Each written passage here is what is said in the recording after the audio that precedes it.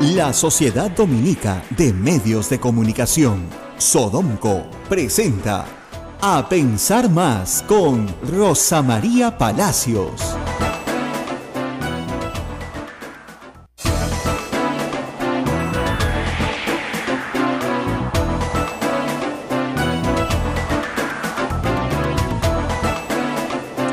Muy buenos días a todos en todo el Perú. Gracias a la red Sodomco nos escuchan en todas partes. Usted en AM y a través de la red Sodomco en FM en todas las provincias y ciudades del Perú donde nos están escuchando. Aquí muy contentos esta mañana de martes. Bueno, todo iba bien con la reunión de APEC. Todo iba estupendo. Todos queríamos comerciar libremente hasta que llegó el señor Donald Trump y dijo: ¡ja, ja, ja, ja! De ninguna manera. Pero es que no le gusta la PEC, así de simple, no le gusta nada de esto. Él ha dicho que proteccionismo. ¿Sabes qué pasa? Pues que es un hombre de negocios, ¿ya? Entonces, imagínate tú que tú fueras un hombre de negocios, que negocias pues edificio por edificio, ¿ya? Y de repente viene uno y te dice: no, vamos a hacer una construcción multilateral, ¿ya?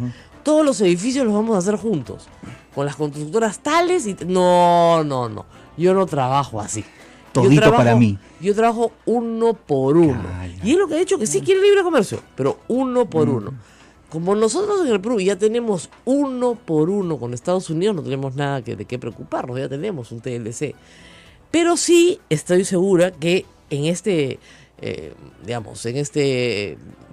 tratado de libre comercio transpacífico, sobre el cual hay dudas, por cierto, si sale Estados Unidos, de repente se aligeran las cosas para todos los demás y hacemos un gran comercio entre América, sin incluir a Estados Unidos, y el resto del Asia. Entonces puede hasta resultar conveniente. En el Perú ha sido gracioso ver cómo la presidenta del Congreso condecoró al presidente chino. China es un país que viola derechos humanos sistemáticamente, es un país rojo, terruco, ¿no? O sea, en los estándares del no sé, pues el almirante Tubino, ¿no es cierto? Tienen la bandera igualita que la de Sendero Luminoso, ¿no? Entonces, deben estar muy confundidos en el Congreso. No, ahí no, pues se trata de un Estado, ¿qué te pasa? Sí, un Estado, claro, donde hay pena de muerte, donde nadie sabe a cuánta gente se le aplica la pena de muerte, por si acaso, ¿ah? Porque es secreto. Amnistía Internacional, cada vez que ha tratado de saber, no lo ha sabido. No, de los procedimientos, olvídense de los procedimientos, jurídicos, etcétera, etcétera. Pero bueno, es un país a donde van más del 20% de las exportaciones del Perú. Sobre todo harina, pescado y minerales. Por eso es que es un país tan importante para el Perú. Y por eso es que el Perú le interesa mantener una relación tan sostenida con China. Y al presidente chino, además, le gusta el camote. ¿Has visto? Bastante. Ha dicho que le gusta el camote porque tiene raíces profundas. Eso en el campo del mundo internacional. En el campo local hay que hablar de una cosa que se está convirtiendo en, una coartada sistemática. Ayer hablamos un poco de eso, hoy día volveremos a hablar de eso. Es el tema de estas pantomimas que se están montando en el Congreso para culpar a alguien de algo, luego investigarlo y después aplicarle algún tipo de sanción que finalmente nunca llega. Y miren, la misma pantomima que hacen con los congresistas en la Comisión de Ética es la misma pantomima que quieren hacer con el ministro de Educación. Se buscan un canal amigo, Panorama, obviamente un programa amigo, no un canal, ¿no? Porque hay que escuchar a Aldo Miyashiro, que es completamente diferente, pero se buscan un programa amigo, la denuncia a las computadoras. Entonces resulta que sí, pues han gastado millones en el gobierno anterior en comprar computadoras, lo cual está muy bien porque las han repartido en todos los colegios. Y resulta que la señora que veía la Oficina General de Administración del Ministerio tiene un entenado que se ha enriquecido o ha sido proveedor pues de la licitación y ha ganado unos millones de soles con eso. Ya, está muy mal, pues, por supuesto. Todos a Contraloría, Procuraduría Anticorrupción, y finalmente se les procesa y se les juzga y se les condena. ¿Qué tiene que ver el ministro con eso? Nada. Porque en los ministerios se compran miles de millones de cosas, chiquitas, grandes, medianas y de todo tamaño. Entonces, si por cada lápiz, y por cada computadora y por cada papel que se compra en el Ministerio de Educación el ministro va a ser responsable, no tendríamos un ministro de Educación que dure más de 3 días, pues. Pero ¿cuál es el truco? El truco es ver cómo sacamos al ministro de Educación. Primero fueron los panamericanos, no les ligó, ahora es las computadoras. El domingo, reportaje en Panorama, ¿no? Opinión pública se alerta de estas barbaridades que se compraron, obviamente en el gobierno anterior, no en este. ¿Y quién era el ministro? Saavedra. La desesperación de los fujimoristas por sacar a Saavedra es impresionante.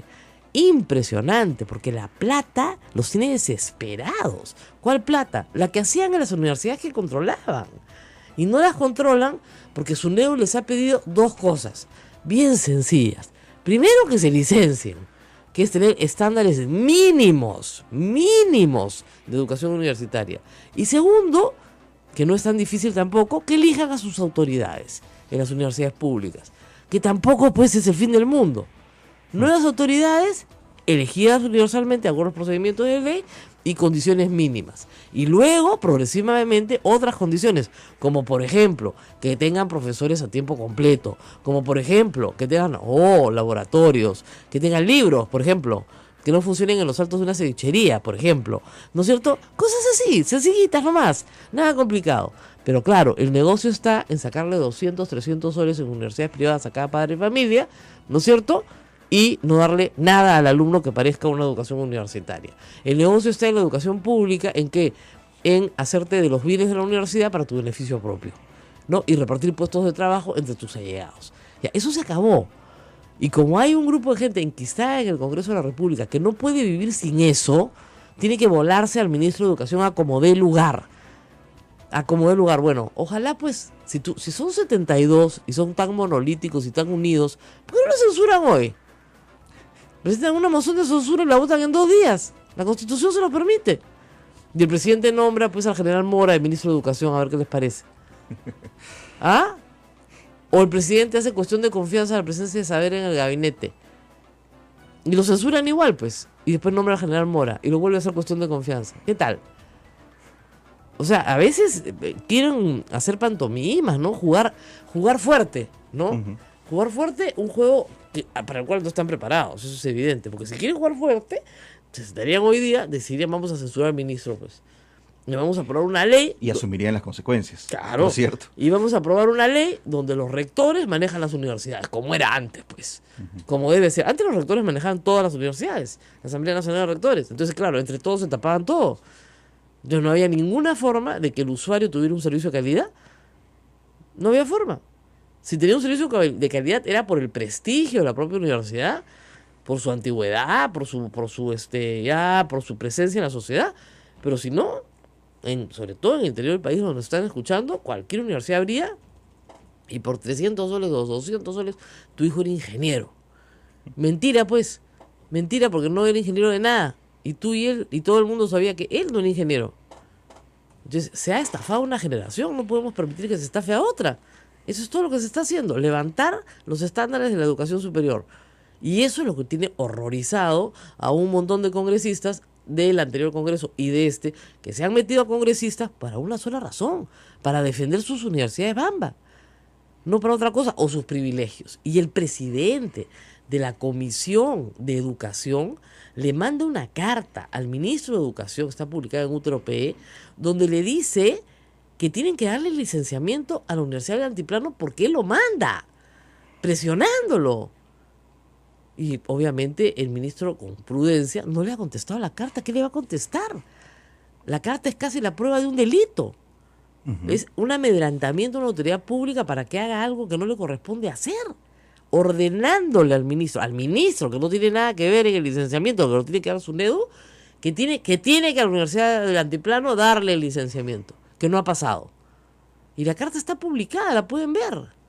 Y ese señor no va a pasar por la Comisión de Ética, no va a pasar por abuso de autoridad, no lo van a sancionar. No, pues es fujimorista. ¿Y cuál es el papel que tiene en todo esto Acción Popular? Vemos declaraciones de Víctor Andrés García Belaúnde que dicen, bueno, el ministro tiene denuncias graves y debe responder por esto. La interpelación es necesaria. Siempre. Este ministro por parte de... Ellos son siempre furgón de cola en estas cosas. Incluso Johnny Lescano. Claro. Uh-huh. Porque están convencidos de que el pueblo quiere la cabeza del ministro. Entonces se ponen ahí políticamente a decir sí, que se va, hasta que no se dan cuenta que, ay, no, perdón, claro, este es el ministro que está tratando de levantar la calidad de la educación pública, ¿no? y también tiene popularidad entre los maestros. Pero yo recuerdo que habían reconocido el papel que había cumplido el ministro de Educación en la anterior gestión. Incluso creo que era lo único que destacaban de todo lo que venía de Ollanta-Humala, ¿no? Es que no pueden decir que no, porque tiene una buena gestión. O sea, a mí lo que me parece increíble es, a ver, ¿de dónde vas a conseguir un PhD en economía que haya trabajado en el Banco Mundial no sé cuántos años, ¿no es cierto?, para que se venga a Perú a ganar la mugre que gana un ministro, discúlpenme, en comparación con los sueldos internacionales que un economista gana? ¿De dónde vas a conseguir uno así? Si ellos tienen uno mejor, que lo propongan. A ver, digan quién.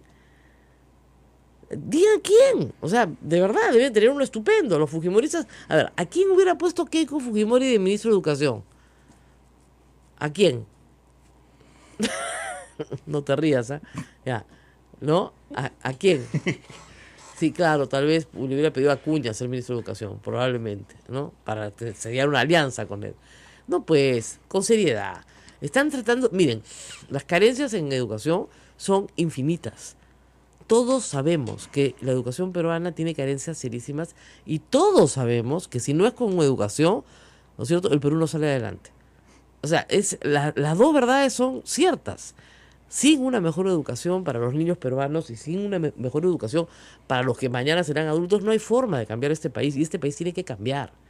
Es en la escuela donde aprendas la tolerancia, es en la escuela donde aprendes el respeto a mutuo, el respeto al prójimo, las reglas, ¿no es cierto?, el orden, el respeto a la autoridad. Todo eso se aprende en la escuela. Si nos metemos en la forma de pensar del fujimorismo y de quienes están a favor de esta denuncia, ¿en qué falla el ministro Jaime Saavedra? ¿Cuál es el pecado que tiene Jaime Saavedra? Él nada. Una funcionaria de un nivel muchísimo más bajo que el del ministro hace una compra. En esa compra se detecta que la funcionaria ha beneficiado a terceros allegados a ella. ¿Qué culpa tiene el ministro? Ninguno. En un ministerio donde, repito, se compran miles de cosas todos los días, desde carpetas hasta zapatos. Se compra de todo. Se está buscando pretexto. Pero por supuesto, o sea, se han sentado en la Unidad de Inteligencia Financiera o en la Procuraduría Anticorrupción, de hecho ya, ¿qué procesos hay de educación, A ver, este de las computadoras, perfecto, listo, este domingo programa, las computadoras, además el expediente se lo dan de libre, no hay que hacer mucha explicación, es un expediente completito que ya te lo dan armadito, tú le pones caritas de la RENIEC y ya está, ya tienes tu reportaje hecho. El ministro, ¿qué dice? Me entero por la televisión. Por lo tanto, la persona que está aludida, pues se le acepta de inmediato la renuncia y se lo da a la Procuraduría, se realicen las investigaciones del caso. Ya está. Listo. O sea, miren, si usted quiere buscarle faltas administrativas a cualquier burócrata, es facilísimo. Yo he visto cosas increíbles. No, es que no verificó que el almacenero sellara, ¿no es cierto?, la recepción del documento. Informes de Procuraduría.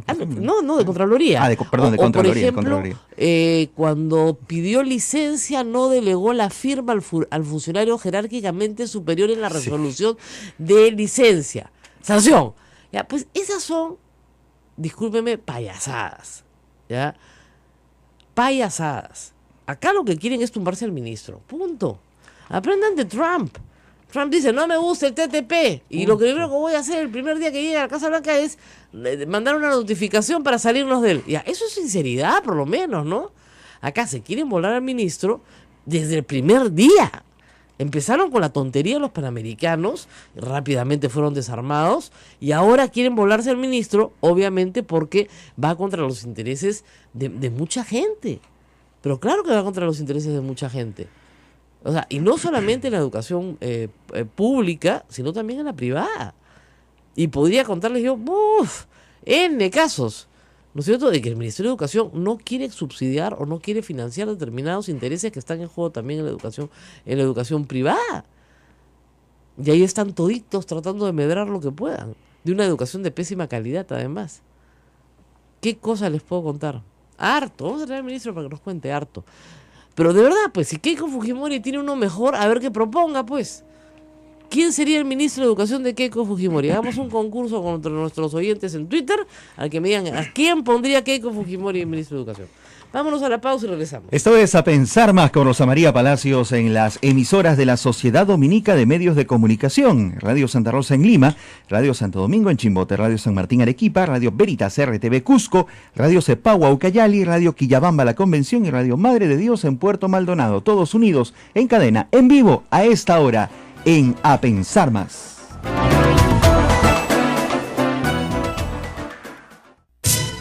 Sodomco, Sociedad Dominica de Medios de Comunicación. 8 de la mañana con 17 minutos. Rosa María, nos vamos al ámbito internacional para hablar, no necesariamente el ámbito internacional, sino las repercusiones que el APEC o la APEC ha tenido aquí en nuestro país. Se ha dicho mucho de todo ello, aún el presidente de China ha cumplido funciones en nuestro país hasta hace unas horas. ¿Qué pasa con APEC? ¿Qué consecuencias hay? ¿Qué nos queda de la APEC el martes después de Francisco Belaúnde Matosian, que siempre nos ayuda en estos casos, está con nosotros en la línea telefónica? Y eso es lo que me gustaría para nuestros oyentes, un poco un resumen de qué significó el APEC, además de tener 2 días de feriado en la provincia de Lima. Muy buenos días, Francisco. ¿Qué tal, Rosa María? Bueno, yo creo que en realidad dentro de el contexto actual que se ha creado por la elección de Donald Trump y su discurso proteccionista, ¿no?, a favor del proteccionismo, esa APEC ha tenido una connotación especial, ¿no?, como una especie de respuesta justamente a ese discurso.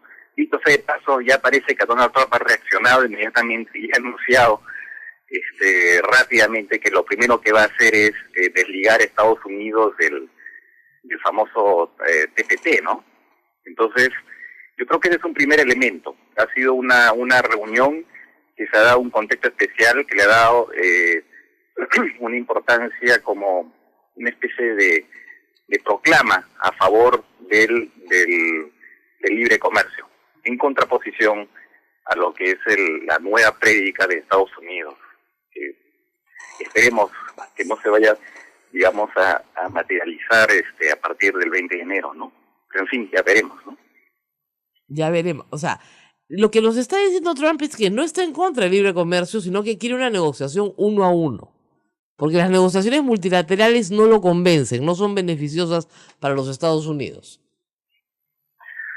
Claro, pero lo que pasa es que en general la tonalidad, es verdad, bueno, lo que pasa es que él, digamos, como siempre, durante la campaña se muestra mucho más radical, se ha mostrado mucho más radical, entre comillas, y una vez que llega, digamos, que es elegido, va adecuando su discurso, ¿no? Pero, digamos, él se está insertando de alguna manera en una tendencia que se está observando también en otros países, en Europa también ese discurso proteccionista en algunas partes también se está promoviendo, ¿no? Entonces, claro, pero una vez que se toman las responsabilidades, evidentemente se tiene que adaptar, porque así nomás uno no se puede, digamos, cambiar las condiciones de juego. Él sabe, esa intención, por ejemplo, de Donald Trump de poner, por ejemplo, un arancel de 40 y pico % a determinadas importaciones chinas, implicaría que habría medidas de retorsión por el otro lado, y por lo tanto las exportaciones norteamericanas también se verían afectadas, ¿no?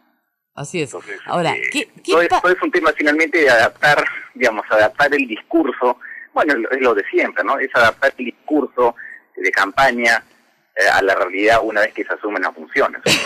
Ahora, ¿qué pasaría si, digamos, Estados Unidos se repliega y deja de ser un jugador en el libre comercio mundial? Lo cual es difícil, ¿verdad? Pero, digamos, hace Trump de la política aislacionista su bandera, ¿no es cierto? Y le pone aranceles altísimos a los automóviles en China, no sé, pues reforma Detroit para que vuelva a ser la capital de los automóviles, y comienza a poner barreras arancelarias y prearancelarias al comercio. A nosotros desde el Perú nos conviene crear un espacio con Asia, un espacio fuerte donde América, sin Estados Unidos, podría jugar perfectamente otro rol. Y China tomaría el lugar de los Estados Unidos en la hegemonía mundial. Claro, eso es lo que pasa, ¿no? Digamos, de alguna forma, Estados Unidos dejaría de ser un país líder, ¿no? Para digamos, dejar ese lugar a un país que está muy ambicioso como es China y que está aprovechando cualquier ocasión para, digamos, mover sus fichas, como que lo está haciendo, ¿no? Entonces, ahora, según los economistas, no soy especialista, pero dicen que digamos, si es que se concretara esa voluntad, hemos llevado al extremo proteccionista expresada por Donald Trump, eso podría tener efectos recesivos en la economía mundial.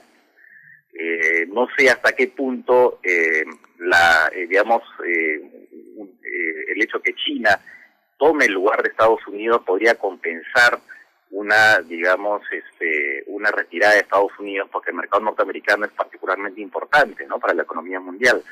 En fin, eso es una discusión de economistas que yo la verdad es que no puedo, en la que no puedo intervenir, porque no tengo los conocimientos suficientes, ¿no? Ahora, pero aparentemente sí habría un efecto importante para la economía mundial, ¿no?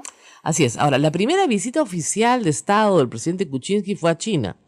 Y el presidente chino ha aprovechado la PEC para devolver la visita oficial. Se ha quedado un día más, que ha sido condecorado en el Congreso, en fin. Esto significa un acercamiento mayor del Perú con China, dado que más del 20% de las exportaciones peruanas van a China. Sin embargo, China tiene una política interna que es contradictoria, ¿no es cierto?, con los valores que sostienen a la República del Perú. O sea, es un país que no permite la libertad de expresión, la libertad de asociación está seriamente restringida, no hay partidos políticos, en fin. ¿Cómo se concilia en política internacional estas dos realidades? La realidad de la libertad de comercio versus la realidad de la política interna. Mira, yo creo que de todas maneras en política la hipocresía es la regla, ¿no? Es la verdad, ¿no? Es la verdad. Y entonces, efectivamente, ¿no? China es un país dictatorial, ¿no? Pero al que necesitamos, ¿no? Del cual no podemos prescindir. Entonces los estados, digamos, toman sus decisiones de manera muy fría.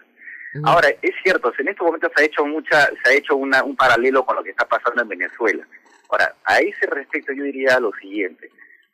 Sí es importante para un país como el Perú, y creo que para todos los países de América Latina, ponerse muy firmes en cuanto a la, digamos, preservación de la democracia en nuestro continente, incluso desde un punto de vista puramente nacionalista. ¿Por qué? Porque digamos que en algún país del continente como Venezuela se juegue con la democracia y se la tire abajo, eso podría, digamos, de alguna forma debilitar también la vigencia de la democracia en toda América Latina, ¿no? O sea, por lo menos intentemos preservar en nuestro continente el sistema democrático. No podemos, obviamente, digamos, no podemos hacer mucho lo que pase en otros continentes, pero acá en nuestro continente tenemos una carta democrática, tenemos que preservar nuestro sistema democrático porque además es bastante frágil, entonces por lo menos luchemos en ese lado. Es verdad que suena un doble discurso, y por supuesto eso no quiere decir que desde la sociedad civil digamos, se condene lo que está pasando en China, pero como Estado lamentablemente se toman decisiones que van pues en favor de lo que es los empleos de los peruanos y cosas por el estilo, ¿no? Así es. Entonces ese es el tema, digamos. No podemos tampoco renunciar a que nuestras industrias, nuestra agroexportación pierdan un mercado tan importante como el chino, o también a recibir acá inversiones, ¿no? Entonces sí, efectivamente, es hipócrita, que hay bastante cinismo, seguramente. No, de hecho lo es, pero tenemos por lo menos un deber a nivel latinoamericano de no tolerar en nuestro vecindario experiencias, digamos, que son contrarias a la democracia, ¿no? Claro. Como tú dices bien, la hipocresía es la única posibilidad, ¿no es cierto?, de mantener relaciones internacionales. Hemos tenido en Lima al presidente de Filipinas, un hombre que está severamente examinado, digamos, en el mundo de derechos humanos por graves violaciones de derechos humanos en Filipinas, y sin embargo ha estado aquí recibido como cualquier otro señor presidente, y no pasa nada. ¿Por qué? Porque es un foro económico. La gente lo que te dice, no, es que este es un foro económico, no es un foro de derechos humanos, ciertamente no estaría invitado. Ahora, hay otro tema. La APEC es un foro de países que tienen costa en el Pacífico. Sin embargo, hay otros países que miran esto con interés, por ejemplo Brasil, o por ejemplo otros países de América Latina que les gustaría entrar y no tienen costa en el Pacífico.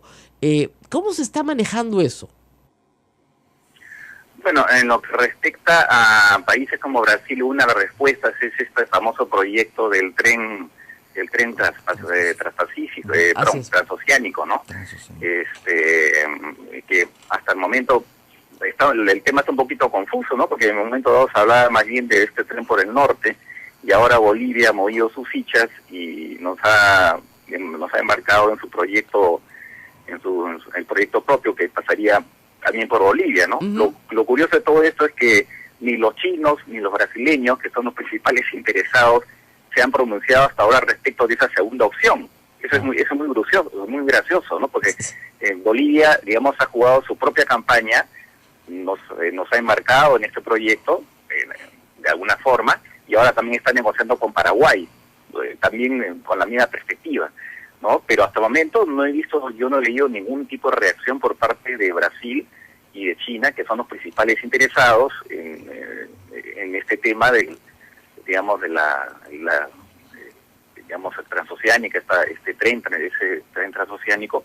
Hasta el momento no se han pronunciado. Pero en todo caso, por ahí va la respuesta. Evidentemente, si Brasil y China, sobre todo, quieren recibir productos de Brasil a menor costo, aparentemente esa vía sería justamente la del tren transoceánico, claro, ¿no? Necesitarían necesariamente pasar por Perú. Pues sí, nosotros estamos en una situación geográfica que nos favorece, ¿no? Ahora, lo que no sabemos exactamente hasta qué punto vamos a ganar realmente con este tren, ¿no? Si solo somos una servidumbre de paso, o somos actores en este negocio. Esa es la discusión. Sí, así estamos una especie en medio del sándwich. Así es. Bueno, muchísimas gracias a Francisco Belaunde por su participación esta mañana, como siempre, aclarando algunos de los temas. Me quedo con la frase de: en relaciones internacionales no cabe otra que la hipocresía.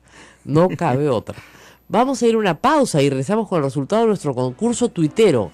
Buenas respuestas, ¿eh? Muy buena respuesta. Sí. ¿Quién debe ser ministro? Si es que censuran pues a Saavedra, porque es malo. El fujimorismo debe proponer pues a uno mejor, ¿no?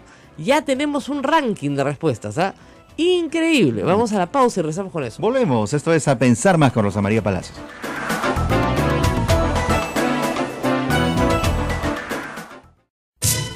Sodomco, Sociedad Dominica de Medios de Comunicación.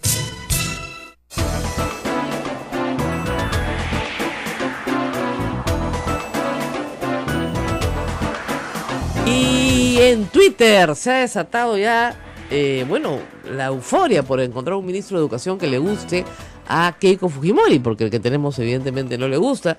Para eso están armando toda estrategia para votarlo. Número 1 en las respuestas. Nos empezamos por abajo, pues. Ya. Número 3 en las respuestas más mencionadas por los tuiteros en los últimos 10 minutos. El congresista Becerril para ministro de Educación. Bueno, no es un hombre muy educado, digamos, en el trato, pero de repente el cargo le hace bien, se educa. Número 2, Kenji Fujimori. Es que su hermana quiere quemarlo, pues, para el 2021. Entonces, ¿no? Y número 1, pero la más mencionada, lejos, Cecilia Chacón. ¿Y por qué? Porque dicen que el ministro tiene un PhD, pero ella tiene un KFC. Un Kentucky Fried Chicken. Él tiene un PhD, pero ella tiene un Kentucky Fried Chicken. No, esto es insólito. En realidad, la presidenta de la Comisión de Presupuesto del Congreso es una señora que solo tiene quinto y media. O sea, no ha estudiado absolutamente nada. Nada. Y con todo respeto por la gente que tiene quinto y media, pues si vas a estar en una posición manejando todo el presupuesto público del Perú, yo me imaginaba que, pondrían a alguien dentro de la bancada que tuviera un poquito más, ¿no?, de noción del tema. Y menos, la falta de humildad, porque tú no puedes entrar al ministro de Educación y gritarle: ¡ah, bien tu cálculo, pues! El ministro de Educación, en absoluto silencio, no contestó, Pero el ministro de Educación tiene un PhD en economía. Y la señora tiene quinto y media. ¿Quién creen que ha hecho bien el cálculo? Digo yo. Entonces, no pues. Pero bueno, si ella cree que lo puede reemplazar, de repente ella es la candidata. Y está ganando en Twitter lejos. Ahora, también hay gente que se está quejando, ¿no? Qué asco, qué patética lista, no puede ser. Pero yo estoy poniendo las respuestas de ustedes. En realidad, eso es lo que ustedes están diciendo. Cecilia Briggs Chacón. Obviamente me ponen acá. Qué barbaridad. Hay unos que dicen, me pongo yo de ministro, otros que dicen, qué miedo. Bueno, cuando tienes 72 congresistas y puedes hacer lo que te da la gana, ¿no? Evidentemente, esto puede pasar. Yo no digo que vaya a pasar, estamos tratando de que no pase, pero es obvio que desde el día domingo, y desde antes, por supuesto, pero en el último ataque, digamos, que empieza el día domingo, quieren involucrar al ministro de Educación en un acto en el cual no tiene absolutamente nada que ver, para llevarlo al Congreso, hacer una interpelación larguísima que dura 2 días, está el que lo censuran y no lo censuran, y si lo censuran y no lo censuran, para al final censurarlo o obligarlo a que renuncie antes de que lo censuren. Hasta donde yo sé, el ministro no va a renunciar, ¿no es cierto? Esa es la consigna, vótenme. No les gusta, vótenme, censúrenme, ¿no? Y pasará a la historia este Congreso como el Congreso que censuró a uno de los mejores ministros de Educación que ha tenido el Perú, ¿no? Ese es el nivel cultural de la bancada fujimorista. Tenemos a Mario Saldaña, también para hablar de la PEC en la línea telefónica. Él ha estado cubriendo estos eventos la semana pasada y le vamos a preguntar lo mismo que le preguntamos a Francisco Belaúnde Matosian. Visto este evento, la mayoría de los peruanos lo hemos visto por la televisión. ¿Qué nos deja? Porque esta reunión pudo haberse realizado en cualquier parte del mundo y para cualquier peruano común y corriente, si no hubiera sido por los feriados, no significaría nada, o significa algo importante. Muy buenos días, Mario. Hola, Rosa María, buenos días, un saludo a ti y a todos tus oyentes, un gusto. Bueno, ¿qué deja el APEC? Una vez que termine esta reunión, ¿qué es lo que le deja al Perú este esfuerzo importante del Estado peruano por recibir a líderes del mundo?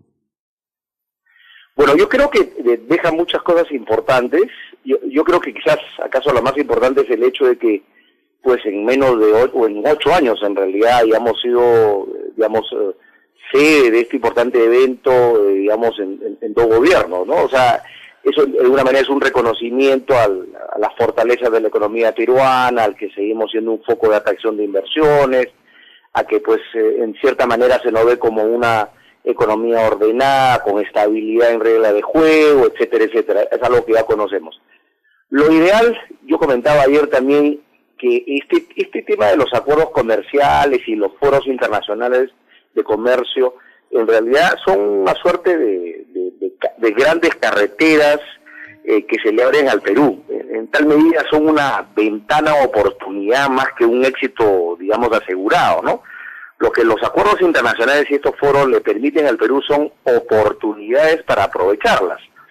Si no las sabemos aprovechar, pues en realidad es lo mismo que nada. Eso supone que ciertamente el Perú debe esforzarse aún más para permitir que, por ejemplo, pequeños y medianos empresarios se articulen, se asocien para que puedan colocar sus productos en el exterior, eso por el lado interno, y por el lado de la recepción de inversiones, pues para seguir mejorando las condiciones de inversión en el Perú, estabilidad de la regla de juego, un poder judicial cada vez más predecible, menos corrupto, para permitir que las inversiones lleguen al Perú. Entonces, en realidad, para decirlo, el Perú gana en oportunidades, de crecimiento, de inversiones, de posibilidades de exportar, pero el éxito del asunto es saber aprovechar esto al máximo.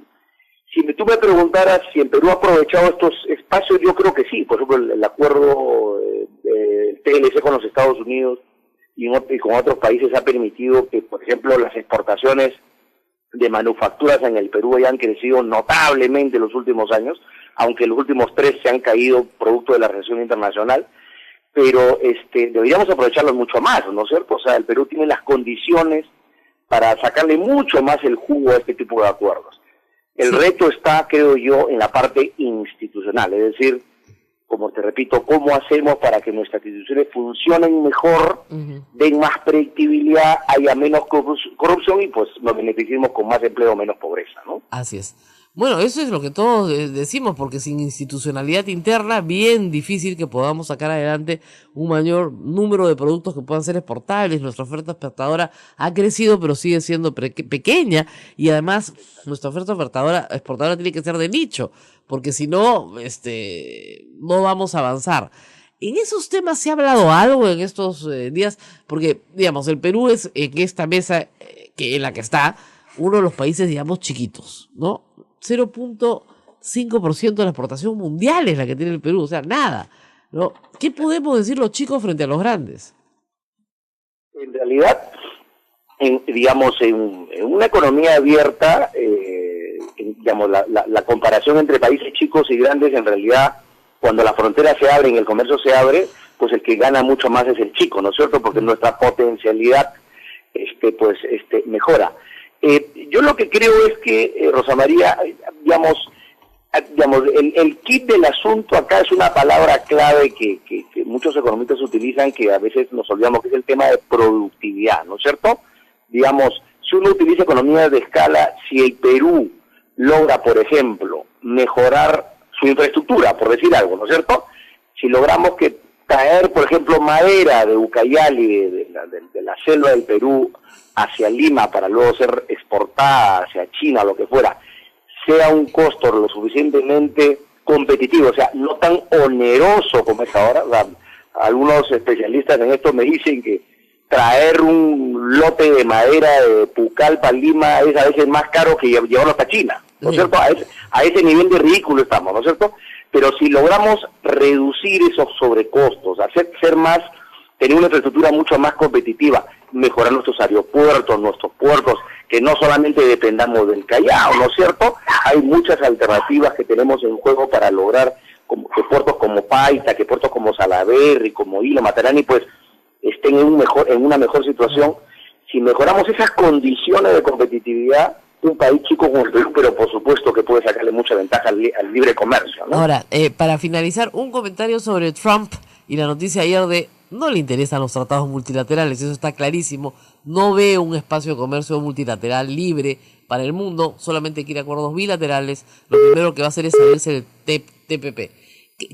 ¿Qué piensas de eso en el papel de Estados Unidos en los próximos años? Que es una muy mala noticia, ¿no? O sea, más allá de que el señor Trump logre llevar a cabo esta suerte de amenaza o de oferta de campaña en realidad, es una mala noticia por lo menos como anuncio. Ojalá que no lo logre concretar. O sea, en realidad, digamos, a países como el nuestro, yo creo que para el Perú, el efecto no creo que sea, digamos, no va a ser significativo, porque finalmente las principales exigencias ya no las pusieron cuando negociamos el TLC con los Estados Unidos, tú recordarás perfectamente, en los términos laborales, el tema de reconocimiento de patentes, de derecho de propiedad intelectual, etcétera, etcétera. Pero, digamos, no sé qué otro tipo de condiciones podría exigir el señor Trump en una relación bilateral que ya tiene suscrita con un país como el Perú. Pero lo cierto es que frente a ese dicho del señor Trump, yo creo que una de las cosas positivas de la PEC es que ya China, ¿no es cierto?, Australia, Nueva Zelanda, otros países que sí quieren pertenecer, sacar adelante el TPP y sí creen en el multilateralismo, de alguna manera logren que las otras economías pues no abdiquen del multilateralismo y sigamos adelante. Ahora, yo ayer lo escuchaba al señor Ferreiros, al ministro de Comercio Exterior, él considera que aún no está todo perdido, que finalmente el peso de las otras economías, China, Japón, Rusia, Nueva Zelanda, Australia, y bueno, la Alianza del Pacífico, podrían lograr de que por lo menos plantearle al señor Trump que ese cierre de fronteras, esa, digamos, desvinculación del multilateralismo, finalmente a quien más daño le causa en la economía norteamericana, porque ponte a pensar, la mano de obra el día de hoy en los Estados Unidos es claramente más cara que cualquier de estos países, porque evidentemente claro, el consumidor americano es el que va a pagar la cuenta, eso es clarísimo. Exactamente, porque le va a generar inflación, porque van a ser menos competitivos. Finalmente la economía, la globalización no va a ser detenida por esa decisión. Entonces, yo creo que pierde más los Estados Unidos. Ojalá que ese discurso populista, un tanto demagógico de campaña, que entre comillas intenta favorecer al trabajador norteamericano, pues finalmente caiga en saco roto y se dé cuenta la propia administración Trump que en realidad, digamos, lo que mejor podría hacer es mejorar los términos de intercambio de los Estados Unidos, pero no abdicar del multilateralismo del comercio abierto, que finalmente es un beneficio para todos, ¿no? Así es. Bueno, muy bien, muchísimas gracias a Mario Saldaña por su comentario esta mañana aquí en Radio Santa Rosa. Gracias por estar con nosotros y creo que nos tenemos que ir a una pausa, o todavía no. Sí, siempre me levantan un cartel, pero tengo que saludar a todos los músicos, porque hoy día es el día de Santa Cecilia, 22 de noviembre, patrona de todos los músicos. Acá todos me dicen sí, y bueno, ustedes no tienen idea de quién fue Santa Cecilia. A ver, con campeonato acá ninguno sabe, ¿ya? Santa Cecilia fue elevada a los altares muchos años después de que murió, en 1594 por el Papa Gregorio XIII. Él nombró a Santa Cecilia patrona de la música. Bueno, la pobre Santa Cecilia sufrió muchísimo porque era una mujer romana. Ella murió en un año que no está muy determinado, murió el 22 de noviembre, sí, pero entre el año 180 y el año 230. Pero era romana, quería ser cristiana, se convirtió al cristianismo, fue torturada por ello, y por eso es no solamente santa, es mártir. Y ella había decidido entregarle su vida a Dios y la obligaron a casarse. Y sin embargo, se dice que durante su boda los músicos tocaban y ella cantaba a Dios en su corazón. Entonces Gregorio XIII la nombró la patrona de los músicos. Aparentemente también tocaba algún instrumento musical de los que se tocaba en ese momento en Roma, la lira, la cítara o algún tipo de arpa utilizados en la sociedad romana. Todo esto lo sé yo. ¿Ah? No, lo acabo de leer. ¿Ya? Pero Santa Cecilia hay que aprender algo, ¿no? Todos los días. Así es. Saludo para todos los músicos, porque ese talento, gracias a Dios, hay bastante en nuestro país. Gracias a Dios. Sí, eso es bueno. Vamos a una pausa y volvemos con mucho más. Hay incendios por todo el Perú. Mucha gente me está escribiendo. Miren, vamos a explicar después esto porque es parte de un fenómeno natural, no solamente un fenómeno creado por el hombre. Pero vamos a regresar con eso. Volvemos.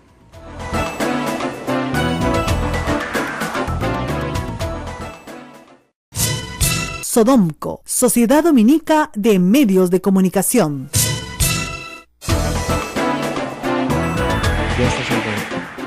Continuamos, esto es A Pensar Más con Rosa María Palacios. Y tenemos un enlace con Radio Santo Domingo. Diego Cáceres está en el audio para explicarnos la situación política que se está viviendo, porque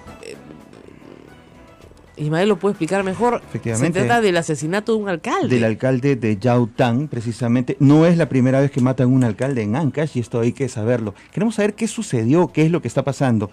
La viuda de este alcalde ha revelado que hace una semana él había recibido amenazas.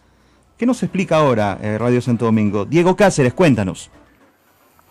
¿Qué tal? ¿Cómo están, amigos? Buenos días. Información en directo. Enrique Botelli, alcalde encargado de la Municipalidad Distrital de Yaután, fue abatido por delincuentes luego de aparentemente intentar resistirse al robo de bus en que se encontraba viajando con dirección a Lima. Este hecho ha ocurrido el sábado último a las 3 de la madrugada aproximadamente, cerca al kilómetro 201, en el sector conocido como Puente del Molino en Pativilca. Los asaltantes habrían subido al bus de la empresa Cruz del Norte en el terminal de Guarmey. Luego de forcejear con el chofer y amenazar a los pasajeros, acabaron con la vida del burgomaestre con 5 certeros balazos, además de llevarse celulares y billeteras de algunos de los pasajeros. En el sitio de Yaután se hizo el pabellón a media alta y se colocó un crespón negro en su palacio municipal como símbolo de duelo. La población también protestó y exigen que capturen a los autores materiales e intelectuales del asesinato de su alcalde. Estos días, la sede municipal se encuentra cerrada y con carteles. Los manifestantes se apostaron en sus frontis exigiendo justicia. Por otro lado, un grupo especializado de la policía asumió la investigación del homicidio, mientras que los familiares de la víctima denunciaron que el homicidio tuvo un móvil político. Hoy, el grupo especializado de la policía ha llegado ya hasta el distrito de Yaután y han ocupado la comisaría para empezar las indagaciones. A mi padre lo mataron por cuestiones políticas, hicieron hacer que se trató de un asalto, pero a él lo siguieron en Casma y Guarmey, los criminales lo asesinaron y el objetivo era él, declaró Carlos Lluís Ramírez, hijo del burgomaestre asesinado.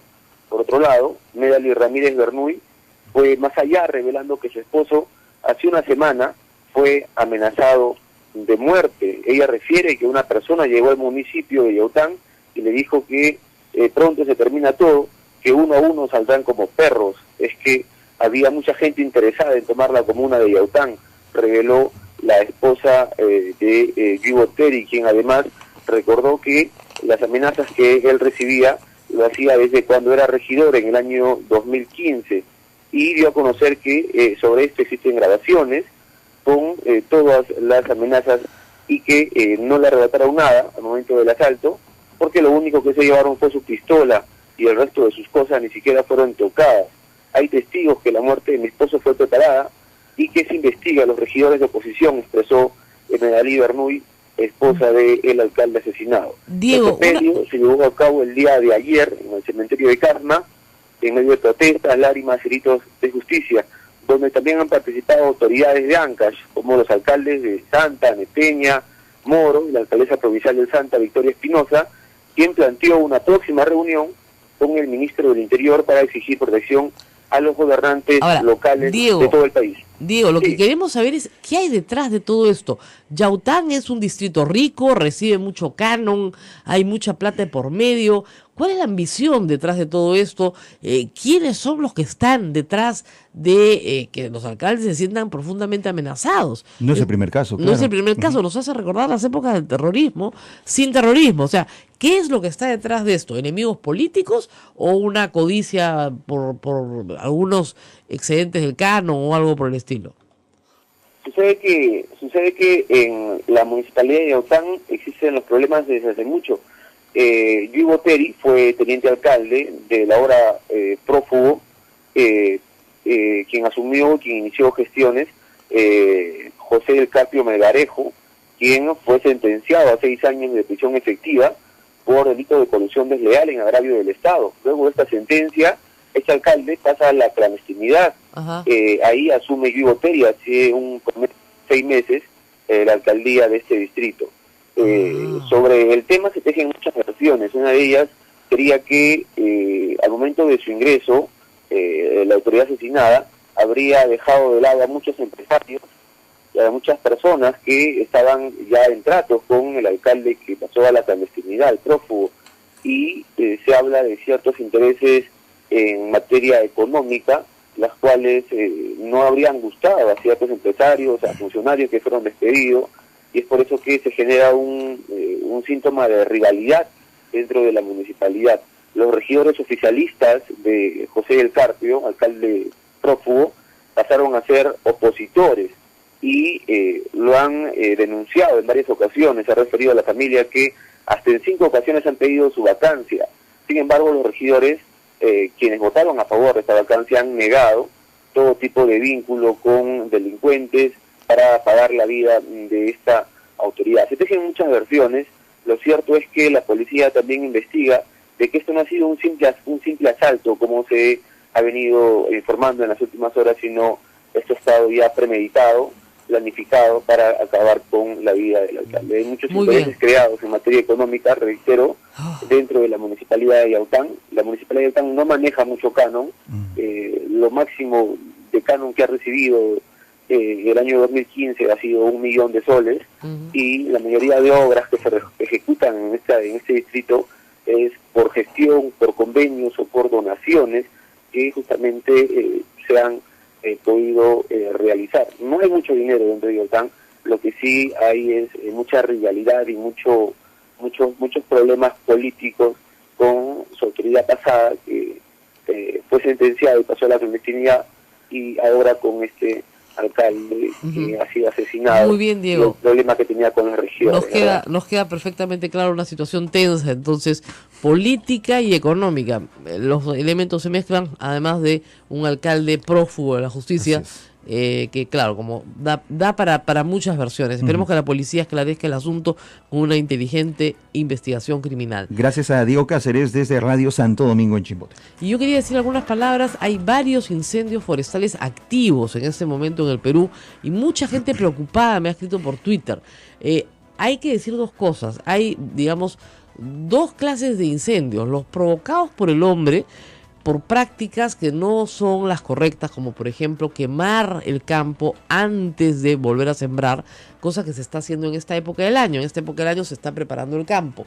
Entonces, cuando se prepara el campo, muchos queman, ¿no es cierto?, para poder quitar todo lo malo que hay en el campo.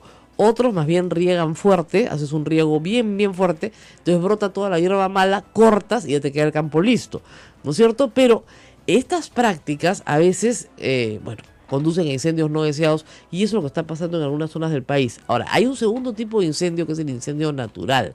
En zonas naturales preservadas en nuestro país, el bosque naturalmente se quema un poco.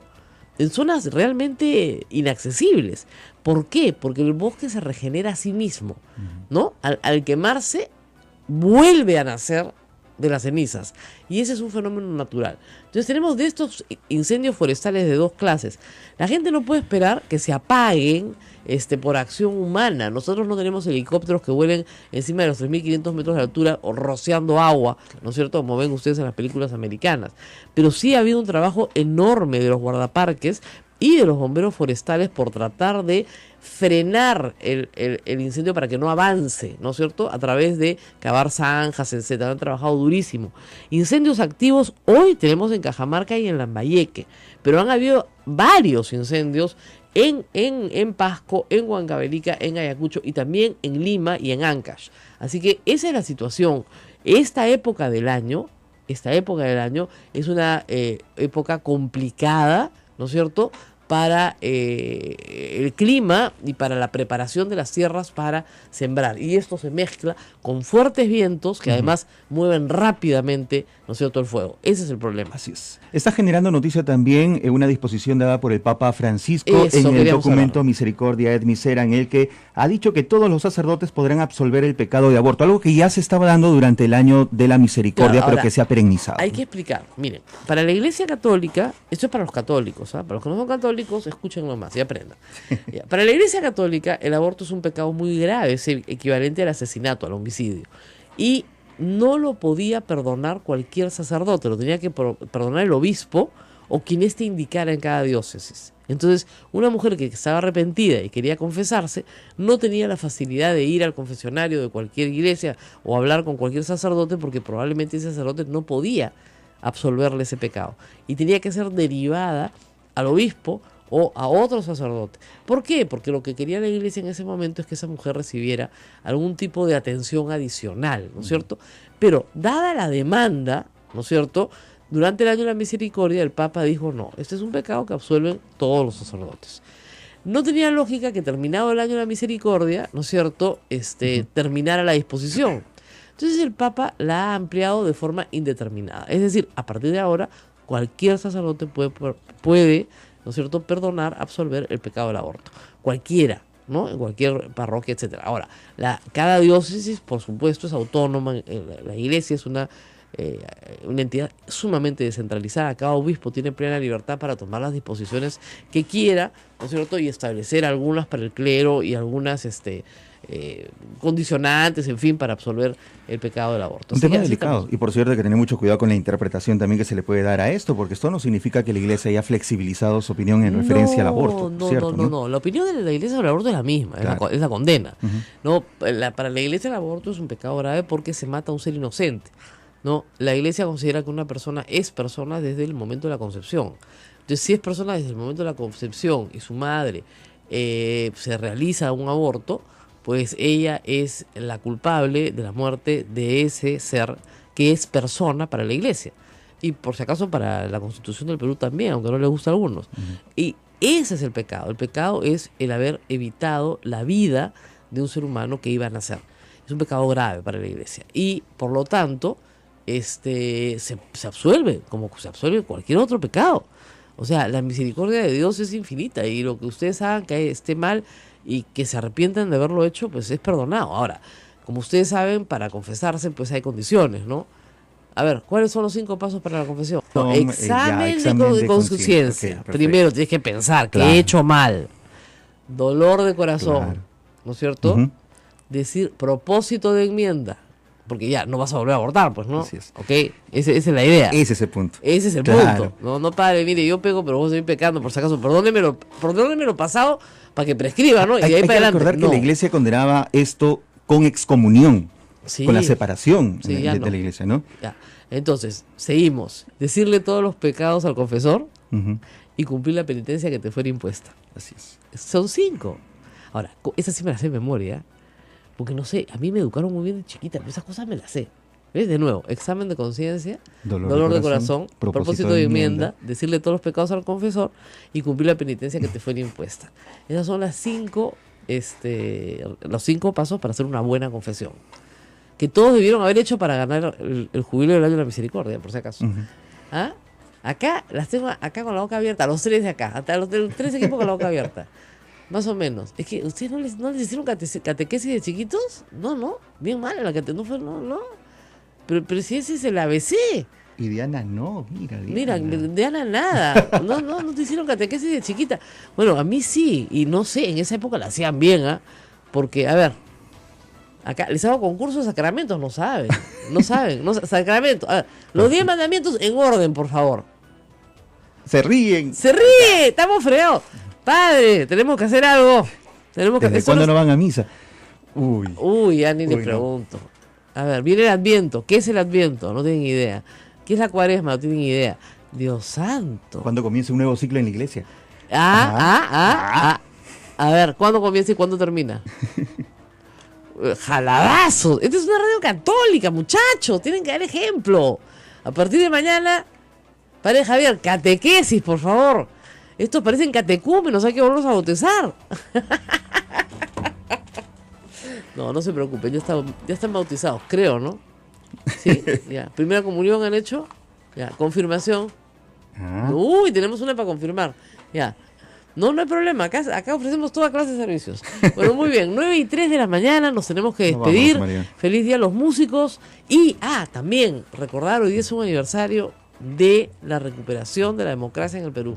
Hace 16 años Valentín Paniagua juramentó como presidente del Perú. Han pasado 16 años desde que, ¿no es cierto?, el Perú pudo salir de una situación dificilísima. Alberto Fujimori fugó, justamente utilizó una cumbre de la PEC, una de las primeras a las que asistía el Estado peruano, para fugar del Perú e inmediatamente renunciaron los vicepresidentes que él tenía para que el presidente del Congreso, que fue ungido, Valentín Paniagua, asumiera la presidencia de la República y convocara elecciones. Eso pasó hace 16 años, yo estuve ahí, yo estuve en el Congreso, yo lo cubrí, fue muy emocionante, la verdad. Fue muy emocionante porque ¿Quién le dio la banda presidencial? Luz Salgado. Luz Salgado, ¿no? Luz Salgado se la puso.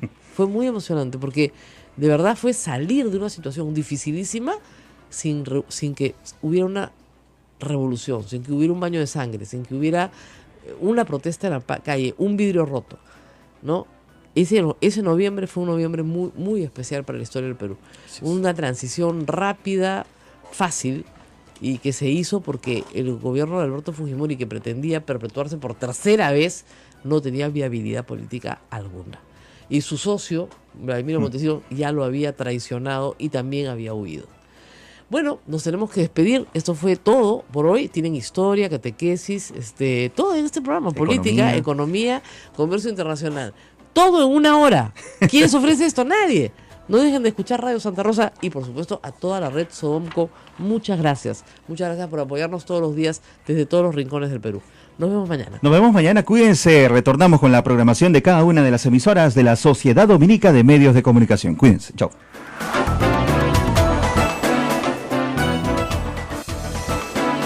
Hasta aquí, A Pensar Más con Rosa María Palacios. Este programa fue producido por la Sociedad Dominica de Medios de Comunicación, Sodomco.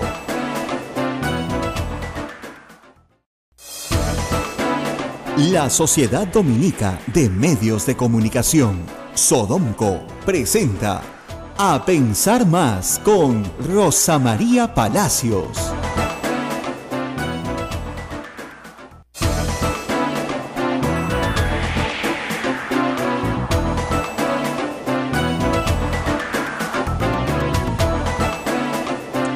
Muy buenos días a todos en todo el Perú. Gracias a la red Sodomco nos escuchan en todas partes.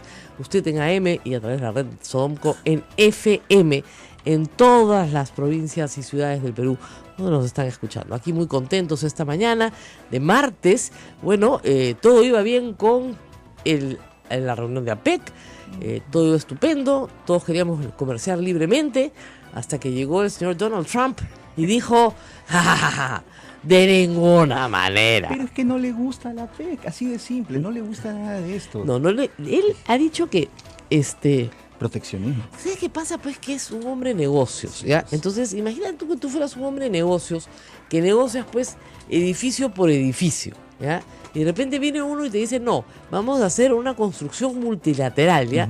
Todos los edificios los vamos a hacer juntos, con las constructoras tales y... No, yo no trabajo así. Todito para mí. Yo trabajo uno por uno. Y es lo que ha dicho, que sí quiere libre comercio, pero uno por uno. Como nosotros en el Perú ya tenemos uno por uno con Estados Unidos, no tenemos nada de qué preocuparnos, ya tenemos un TLC. Pero sí estoy segura que en este, en este tratado de libre comercio transpacífico, sobre el cual hay dudas, por cierto, si sale Estados Unidos, de repente se aligeran las cosas para todos los demás y hacemos un gran comercio entre América, sin incluir a Estados Unidos, y el resto del Asia. Entonces puede hasta resultar conveniente. En el Perú ha sido gracioso ver cómo la presidenta del Congreso condecoró al presidente chino.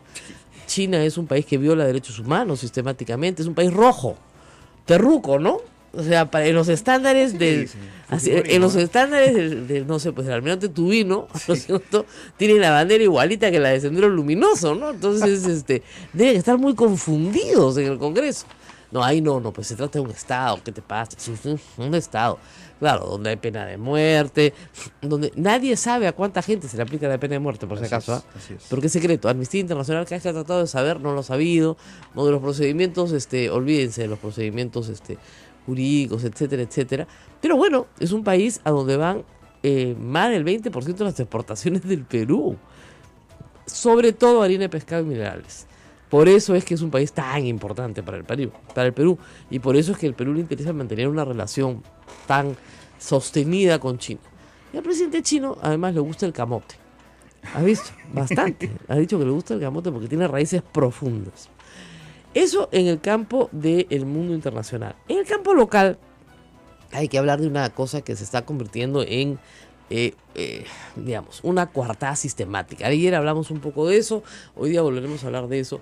Es el tema de estas pantomimas que se están montando en el Congreso para culpar a alguien de algo, luego investigarlo y después aplicarle algún tipo de sanción que finalmente nunca llega. Y miren, la misma pantomima que hacen con los congresistas en la Comisión de Ética es la misma pantomima que quieren hacer con el ministro de Educación. Se buscan un canal amigo, Panorama, obviamente un programa amigo, no un canal, ¿no? Porque hay que escuchar a Aldo Miyashiro, que es completamente diferente, pero se buscan un programa amigo, la denuncia a las computadoras. Entonces resulta que sí, pues han gastado millones en el gobierno anterior en comprar computadoras, lo cual está muy bien porque las han repartido en todos los colegios. Y resulta que la señora que veía la Oficina General de Administración del Ministerio tiene un entenado que se ha enriquecido o ha sido proveedor pues de la licitación y ha ganado unos millones de soles con eso. Ya, pues, está muy mal, pues por supuesto.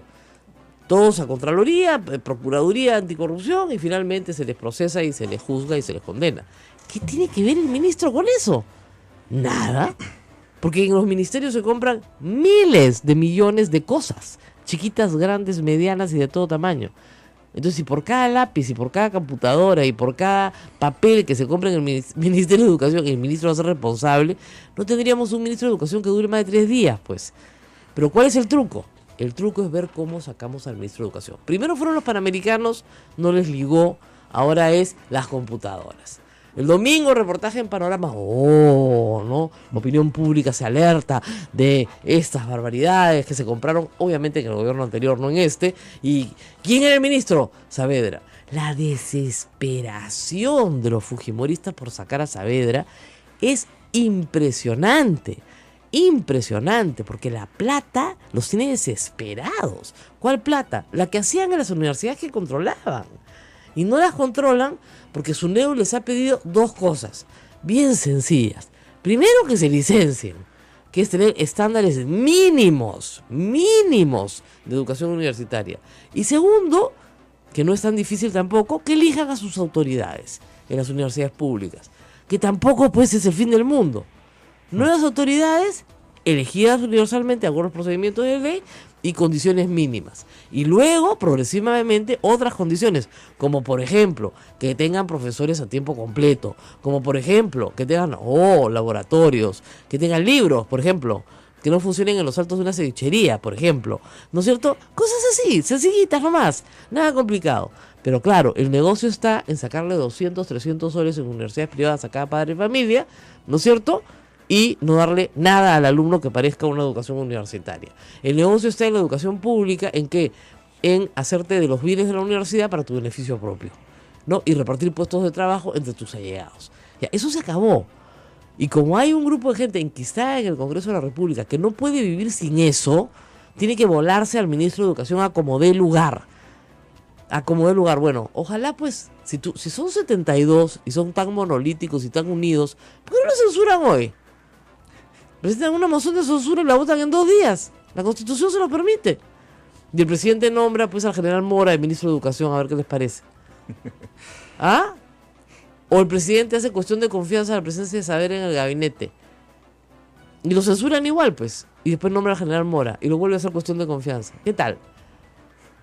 O sea, a veces quieren hacer pantomimas, ¿no? Jugar fuerte, ¿no? Uh-huh.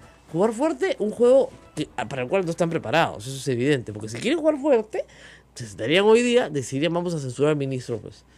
Y vamos a aprobar una ley. Y asumirían las consecuencias. Claro. ¿No es cierto? Y vamos a aprobar una ley donde los rectores manejan las universidades, como era antes, pues. Uh-huh. Como debe ser. Antes los rectores manejaban todas las universidades, la Asamblea Nacional de Rectores. Entonces, claro, entre todos se tapaban todo.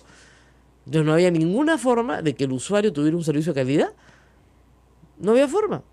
Si tenía un servicio de calidad era por el prestigio de la propia universidad, por su antigüedad, por su está con nosotros en la línea telefónica. Y eso es lo que me gustaría para nuestros oyentes, un poco un resumen de qué significó el APEC, además de tener 2 días de feriado en la provincia de Lima. Muy buenos días, Francisco. ¿Qué tal, Rosa María? Bueno, yo creo que en realidad dentro de el contexto actual que se ha creado por la elección de Donald Trump y su discurso proteccionista, ¿no?, a favor del proteccionismo, esta PEC ha tenido una connotación especial, ¿no?, como una especie de respuesta justamente a ese discurso.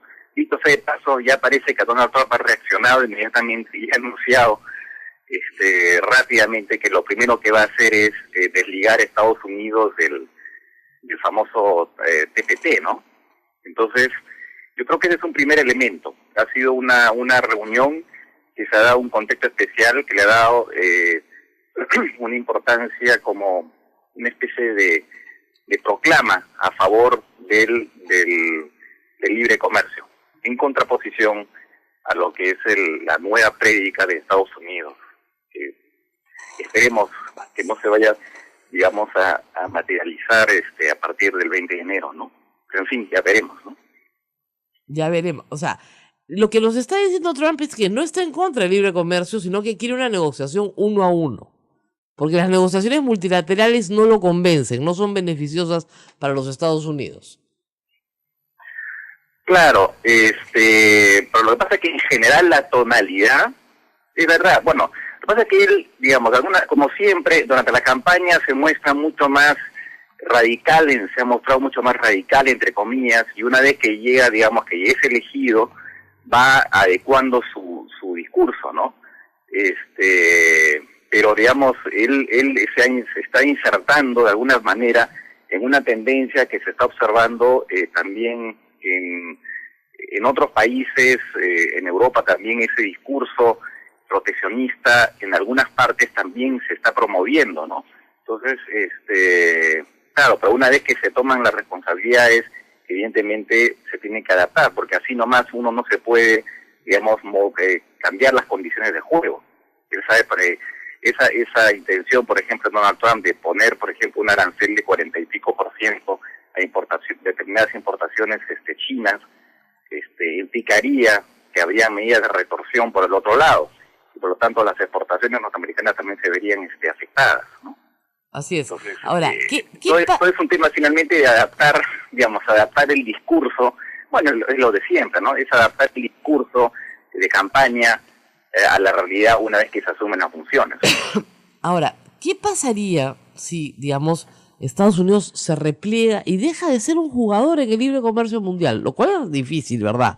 Pero, digamos, hace Trump de la política aislacionista su bandera, ¿no es cierto? Y le pone aranceles altísimos a los automóviles en China, no sé, pues reforma Detroit para que vuelva a ser la capital de los automóviles, y comienza a poner barreras arancelarias y arancelaриas al comercio. A nosotros desde el Perú nos conviene crear un espacio con Asia, un espacio fuerte donde América, sin Estados Unidos, podría jugar perfectamente otro rol. Y China, China tomaría el lugar de los Estados Unidos en la hegemonía mundial. Claro, eso es lo que pasa, ¿no? Digamos, de alguna forma, Estados Unidos dejaría de ser un país líder, ¿no?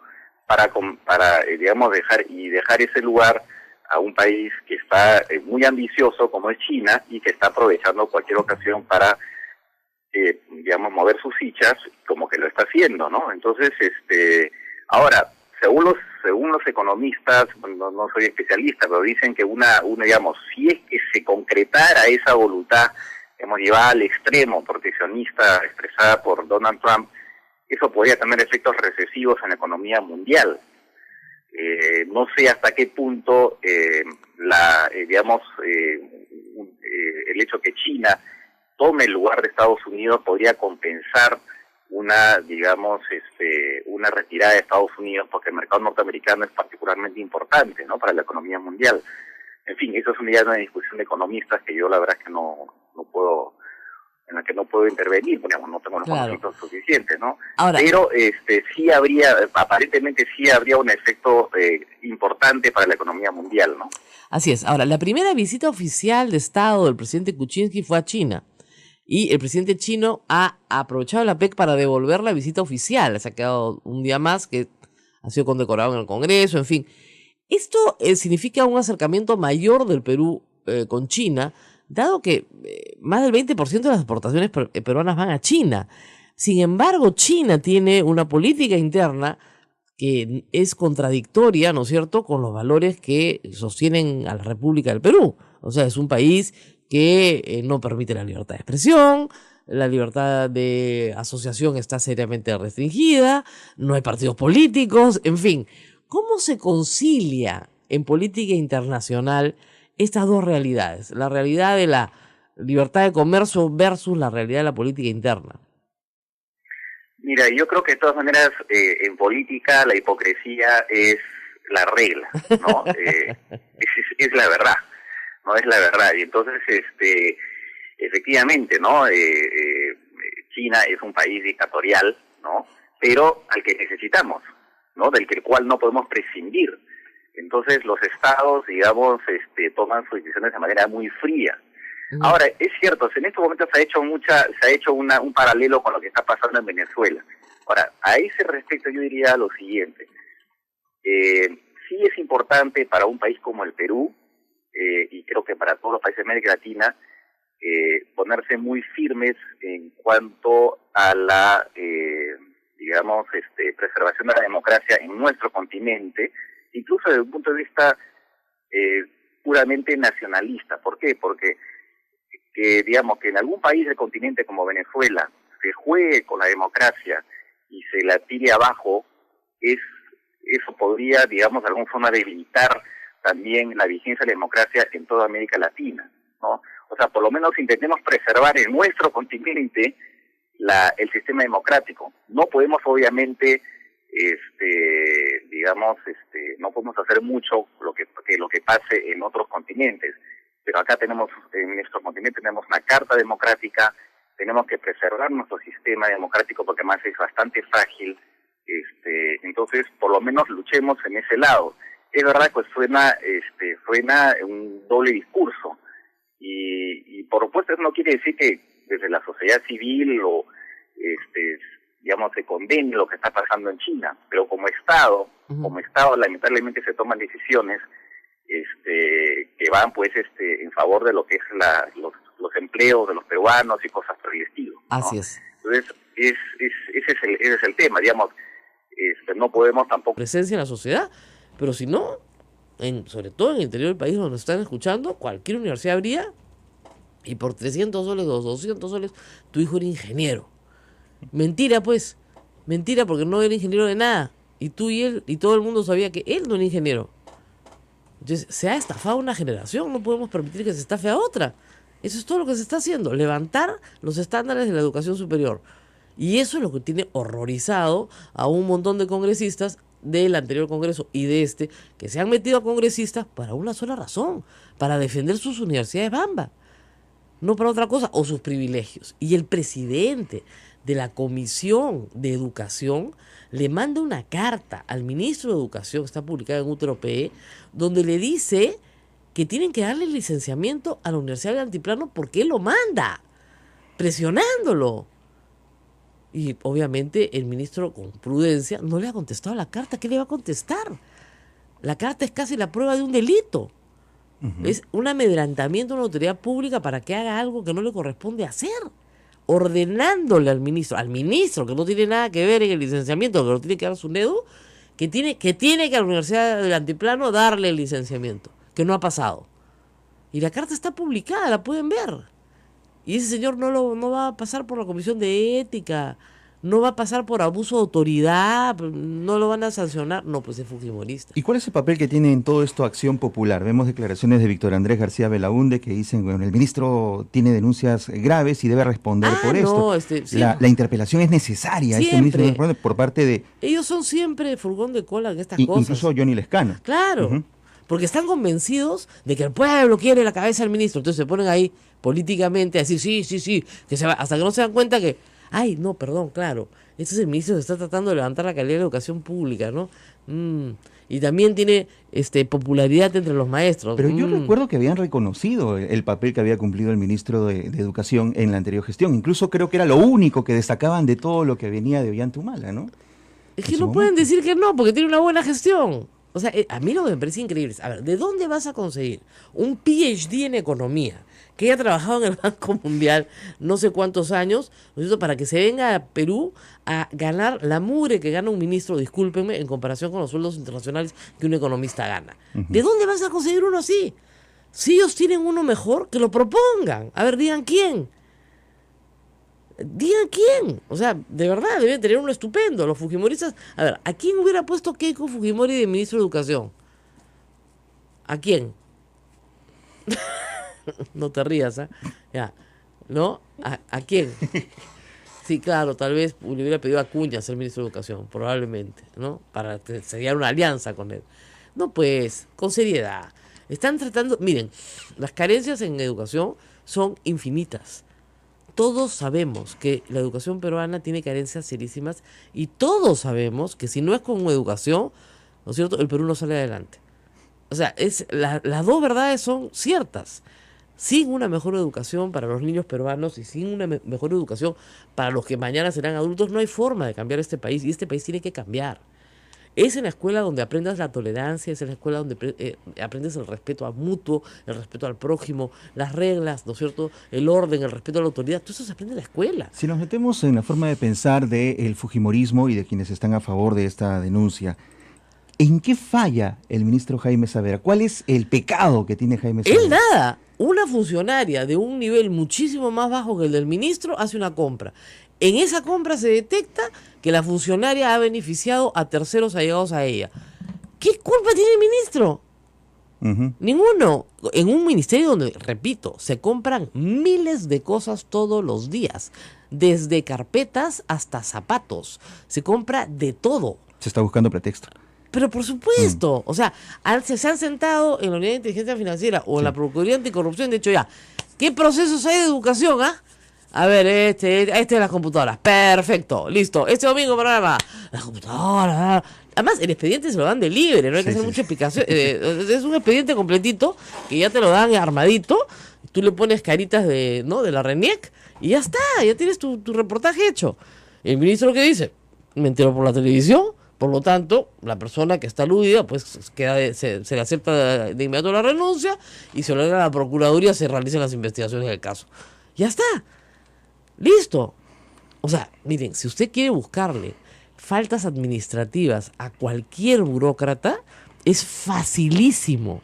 Yo he visto cosas increíbles. No, es que no verificó que el almacenero sellara, ¿no es cierto?, la recepción del documento. Informes de Procuraduría. No, de Contraloría. De Contraloría. Por ejemplo, Contraloría. Cuando pidió licencia, no delegó la firma al funcionario jerárquicamente superior en la resolución de licencia. Sanción. Ya, pues esas son, discúlpeme, payasadas. ¿Ya? Payasadas. Acá lo que quieren es tumbarse al ministro. Punto. Aprendan de Trump. Trump dice, no me gusta el TTP. Y lo primero que voy a hacer el primer día que llegue a la Casa Blanca es mandar una notificación para salirnos de él. Ya, eso es sinceridad, por lo menos, ¿no? Acá se quieren volar al ministro desde el primer día. Empezaron con la tontería de los panamericanos, rápidamente fueron desarmados, y ahora quieren volarse al ministro, obviamente porque va contra los intereses de mucha gente. Pero claro que va contra los intereses de mucha gente. O sea, y no solamente en la educación pública, sino también en la privada. Y podría contarles yo, N casos, ¿no es cierto?, de que el Ministerio de Educación no quiere subsidiar o no quiere financiar determinados intereses que están en juego también en la educación privada. Y ahí están toditos tratando de medrar lo que puedan, de una educación de pésima calidad además. ¿Qué cosa les puedo contar? Harto, vamos a traer al ministro para que nos cuente harto. Pero de verdad, pues, si Keiko Fujimori tiene uno mejor, a ver qué proponga, pues. ¿Quién sería el ministro de Educación de Keiko Fujimori? Hagamos un concurso contra nuestros oyentes en Twitter, al que me digan a quién pondría Keiko Fujimori el ministro de Educación. Vámonos a la pausa y regresamos. Esto es A Pensar Más con Rosa María Palacios en las emisoras de la Sociedad Dominica de Medios de Comunicación. Radio Santa Rosa en Lima, Radio Santo Domingo en Chimbote, Radio San Martín Arequipa, Radio Veritas RTV Cusco, Radio Cepagua Ucayali, Radio Quillabamba La Convención y Radio Madre de Dios en Puerto Maldonado. Todos unidos en cadena, en vivo, a esta hora, en A Pensar Más.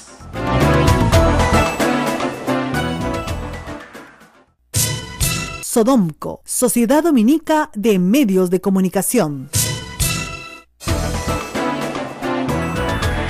8 de la mañana con 17 minutos. Rosa María, nos vamos al ámbito internacional para hablar, no necesariamente el ámbito internacional, sino las repercusiones que el APEC o la APEC ha tenido aquí en nuestro país. Se ha dicho mucho de todo ello, aún el presidente de China ha cumplido funciones en nuestro país hasta hace unas horas. ¿Qué pasa con APEC? ¿Qué consecuencias hay? ¿Qué nos queda de la APEC el martes después de Francisco Belaúnde Matosyan, que siempre nos ayuda en estos casos? ¿Qué parte del mundo y para cualquier peruano común y corriente, si no hubiera sido por los feriados, no significaría nada? ¿O significa algo importante? Muy buenos días, Mario. Hola, Rosa María, buenos días. Un saludo a ti y a todos tus oyentes. Un gusto. Bueno, ¿qué deja el APEC? Una vez que termine esta reunión, ¿qué es lo que le deja al Perú este esfuerzo importante del Estado peruano por recibir a líderes del mundo? Bueno, yo creo que deja muchas cosas importantes. Yo creo que quizás, acaso la más importante es el hecho de que, pues en menos de 8 años en realidad, hayamos sido, sede de este importante evento, en dos gobiernos, ¿no? O sea, eso de alguna manera es un reconocimiento a las fortalezas de la economía peruana, al que seguimos siendo un foco de atracción de inversiones, a que pues en cierta manera se nos ve como una economía ordenada, con estabilidad en regla de juego, etcétera, etcétera. Es algo que ya conocemos. Lo ideal, yo comentaba ayer también, que este tema de los acuerdos comerciales y los foros internacionales de comercio, en realidad son una suerte de grandes carreteras que se le abren al Perú. En tal medida son una ventana de oportunidad más que un éxito, asegurado, ¿no? Lo que los acuerdos internacionales y estos foros le permiten al Perú son oportunidades para aprovecharlas. Si no las sabemos aprovechar, pues en realidad es lo mismo que nada. Eso supone que ciertamente el Perú debe esforzarse aún más para permitir que, por ejemplo, pequeños y medianos empresarios se articulen, se asocien para que puedan colocar sus productos en el exterior, eso por el lado interno, y por el lado de la recepción de inversiones, pues para seguir mejorando las condiciones de inversión en el Perú, estabilidad de la regla de juego, un poder judicial cada vez más predecible, menos corrupto, para permitir que las inversiones lleguen al Perú.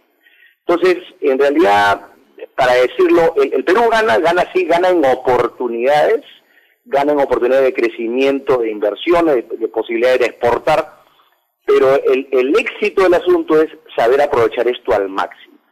Si tú me preguntaras si el Perú ha aprovechado estos espacios, yo creo que sí. Por ejemplo, el acuerdo del TLC con los Estados Unidos y con otros países ha permitido que, por ejemplo, las exportaciones de manufacturas en el Perú hayan crecido notablemente en los últimos años, aunque los últimos 3 se han caído producto de la recesión internacional, pero deberíamos aprovecharlos mucho más, ¿no es cierto? O sea, el Perú tiene las condiciones para sacarle mucho más el jugo a este tipo de acuerdos.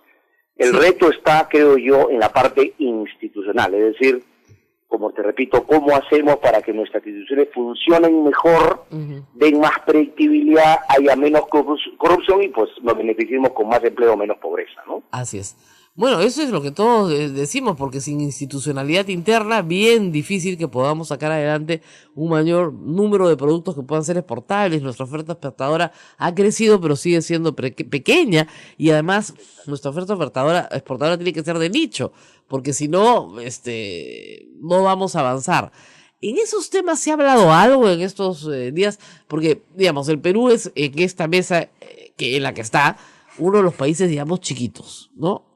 0.5% de la exportación mundial es la que tiene el Perú, o sea, nada, ¿no? ¿Qué podemos decir los chicos frente a los grandes?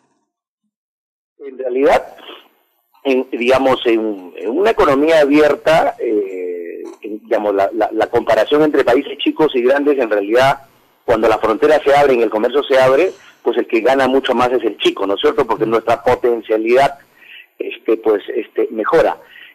Yo lo que creo es que, Rosa María, el kit del asunto acá es una palabra clave que muchos economistas utilizan, que a veces nos olvidamos, que es el tema de productividad, ¿no es cierto? Digamos, si uno utiliza economías de escala, si el Perú logra, por ejemplo, mejorar su infraestructura, por decir algo, ¿no es cierto? Si logramos que traer, por ejemplo, madera de Ucayali, de la selva del Perú, hacia Lima para luego ser exportada hacia China, lo que fuera, sea un costo lo suficientemente competitivo, o sea, no tan oneroso como es ahora. O sea, algunos especialistas en esto me dicen que traer un lote de madera de Pucallpa a Lima es a veces más caro que llevarlo hasta China, ¿no es cierto? A ese nivel de ridículo estamos, ¿no es cierto? Pero si logramos reducir esos sobrecostos, tener una infraestructura mucho más competitiva, mejorar nuestros aeropuertos, nuestros puertos, que no solamente dependamos del Callao, ¿no es cierto? Hay muchas alternativas que tenemos en juego para lograr que puertos como Paita, que puertos como Salaberry, como Hilo, Matarani, pues estén en una mejor situación. Si mejoramos esas condiciones de competitividad, un país chico como el Perú, pero por supuesto que puede sacarle mucha ventaja al libre comercio, ¿no? Ahora, para finalizar, un comentario sobre Trump y la noticia ayer de no le interesan los tratados multilaterales, eso está clarísimo, no ve un espacio de comercio multilateral libre para el mundo, solamente quiere acuerdos bilaterales, lo primero que va a hacer es salirse del TPP.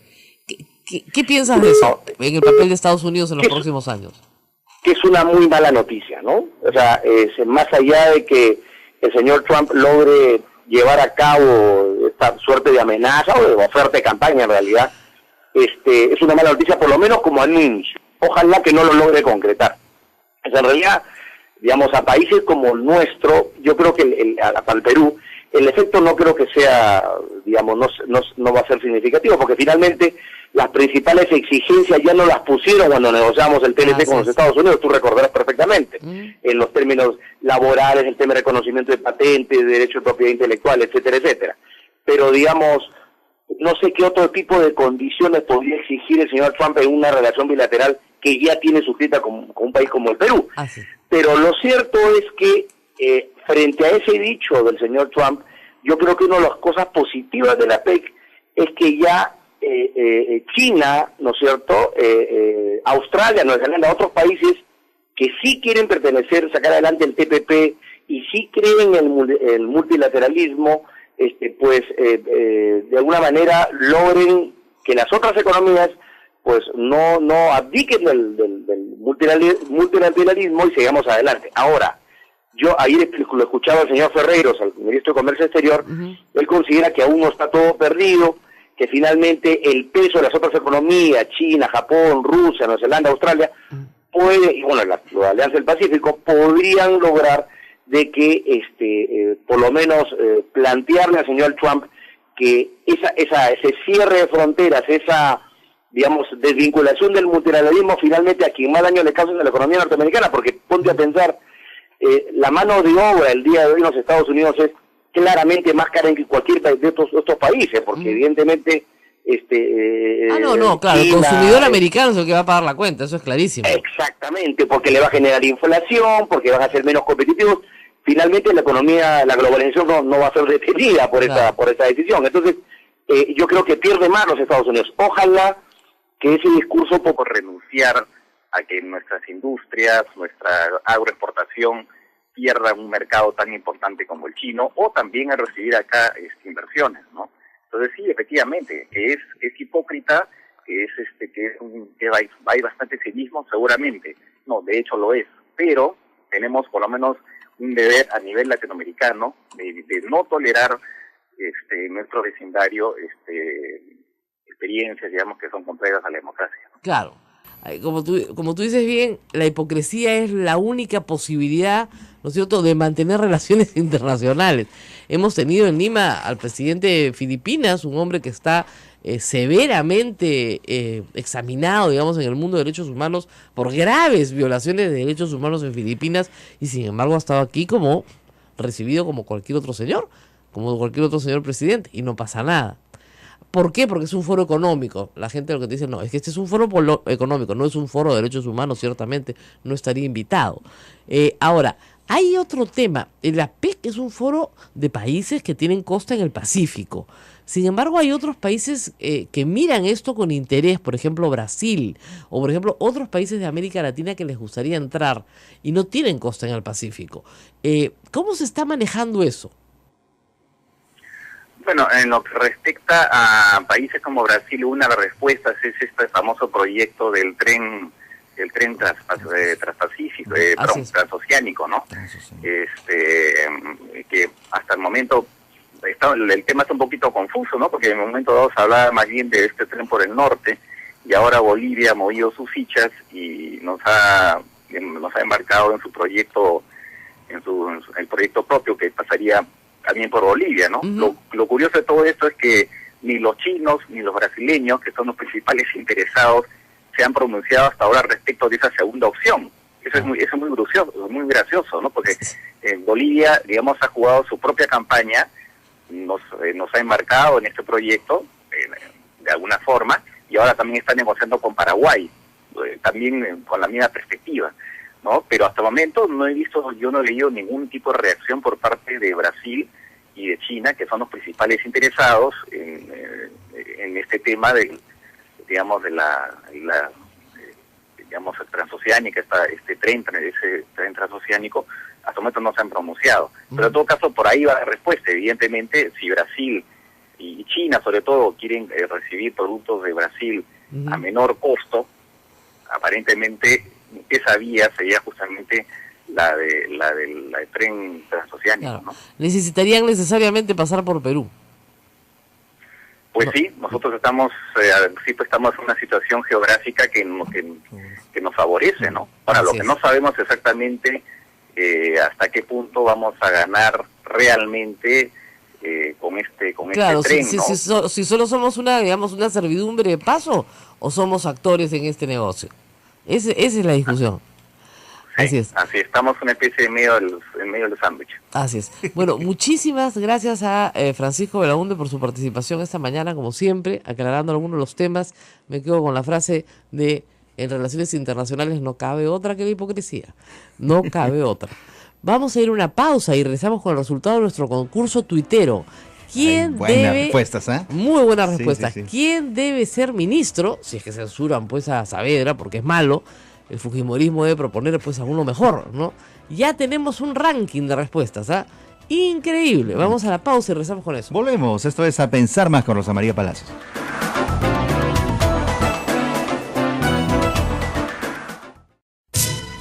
Sodomco, Sociedad Dominica de Medios de Comunicación.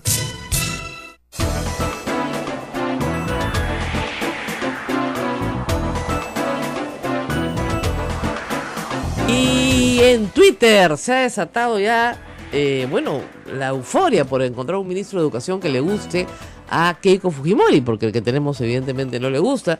Para eso están armando toda estrategia para votarlo. Número 1 en las respuestas. No, empezamos por abajo, pues. Ya. Número 3 en las respuestas más mencionadas por los tuiteros en los últimos 10 minutos. El congresista Becerril para ministro de Educación. Bueno, no es un hombre muy educado, digamos, en el trato, pero de repente el cargo le hace bien, se educa. Número 2, Kenji Fujimori.